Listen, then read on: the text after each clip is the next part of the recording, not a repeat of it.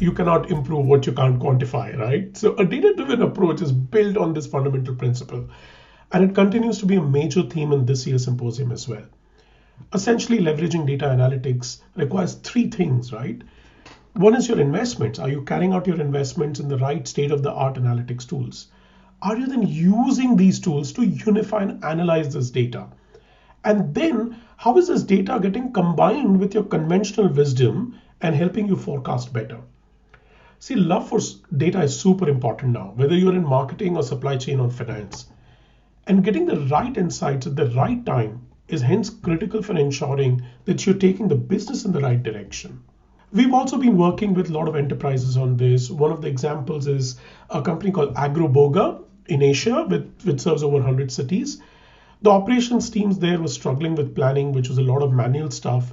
Picking orders from the warehouse got delayed, which led to delays in fulfillment. We were able to resolve this at Locus by leveraging data analytics and helping them uncover hidden inefficiencies.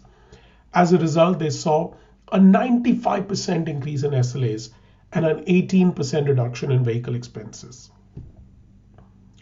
Shifting gears a bit, we see the 3PL industry continues to see healthy growth in the coming years. Given that a large number of these businesses do not have a captive fleet of their own, it becomes really important about how do they scale their growth.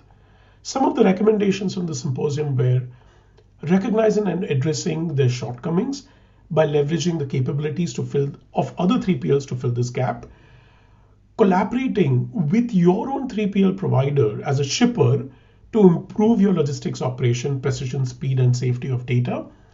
And third, higher visibility. I think visibility and data analytics is a continuing theme across the board. You see, if done right, collaborating between shippers and 3PLs and between 3PLs and 3PLs will help create a scalable, hassle-free fleet, which can almost be used as a captive fleet in some sense, quote unquote, by shippers. And it's possible to do that. We have an offering called ShiftFlex. It leverages inbuilt intelligence, industry-leading flexibility, and a lot of real-time visibility for third-party deliveries. ShiftFlex allows businesses to fulfill orders from multiple sales channels to make sure you ship at the right price, at the right time, to the right customer, of course, right? Coming over to the retail industry, we have to address elephant in returns. It is such a massive problem that in US alone in 2022, total returns accounted for $816 billion. Well, that's the equivalent of the combined revenue of leading businesses in the US of Amazon, Walmart, and Costco. Combine them, and that's still less than $816 billion. And returns in US actually rose to 16.5% of total sales in 2022. So see, it's not just the cost of returns to get it back for the shipper, but it's also now a very significant percentage of your inventory which is being non-productive. And it's also poor customer experience.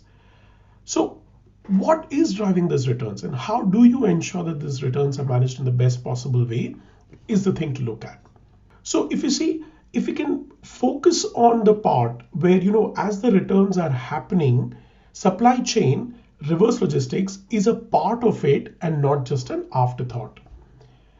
In the last mile, a parallel can be drawn using proper routing and planning solutions where drivers' time and resources can judiciously be used. So you can intelligently club drop-offs and returns on a single tour to better use vehicles on ground and your manpower, and it reduces cost of delivery, gives a faster, better, frictionless experience to your end user, right? And within that, you can have various validations like proof of delivery. How do you then initiate the returns, customer tracking links, information and comms back to customers, all of it put together.